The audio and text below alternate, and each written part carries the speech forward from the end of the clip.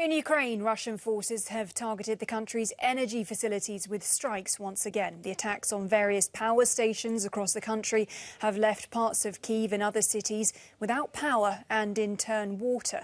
Now, Russia has increasingly targeted electricity infrastructure in recent weeks in cities and away from the front lines. To talk more about the strategy now, I'm joined by Neil Melvin, Director of International Security Studies at the Royal United Services Institute. Neil, thanks so much for taking the time. Now, it seems that Russia is trying to wear down energy infrastructure, which will keep Ukraine warm during the winter. What is your assessment?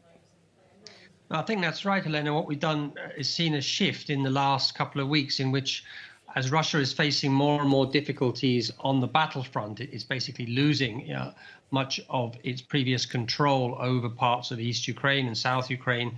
It's tried to shift onto this escalation of hitting Ukraine's energy infrastructure. And the president has just announced that up to 30% of the infrastructure has been hit in the last week alone. So this is a clear strategy of escalation to try to destroy the energy supplies of Ukraine, to make it a very tough winter and thereby break the national morale. This has been tried many times in wars before, and you'll remember famously during World War II when the Nazis shifted to try and to do the Blitz on London. It was a similar tactic. The military strategy was failing, so you target the civilian population.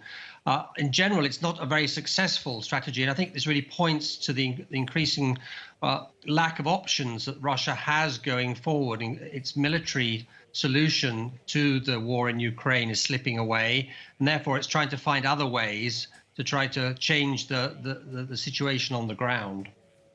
Well, talking about that then, the feeling perhaps that Russia then is finding itself on the back foot when it comes to the battlefield, then targeting civilian infrastructure then. We've also seen in the Russian strategy them using these so-called kamikaze drones over the capital.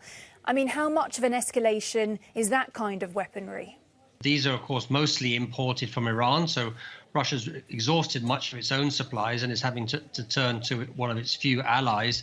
It's relatively unsophisticated technology that really is only good for hitting stationary large targets such as civilian infrastructure or things like apartment blocks. And so this is why we've seen Russia more and more targeting these civilians with high casualties in some of Ukraine's cities. Even if they're not very sophisticated, I think it's fair to say they are indeed very, very scary, of course, for people living in these cities. I just wonder, does Ukraine have what it needs to be able to defend themselves, faced with this kind of escalation? I mean, you're exactly right. I mean, it's terrifying, of course, being in the cities when Russia is using these extremely indiscriminate weapons. And this is why we've seen these horrific pictures coming out of Ukraine.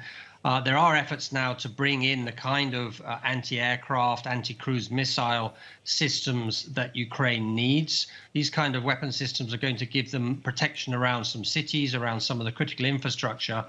But it's going to be quite difficult to ensure that all of the missiles are stopped.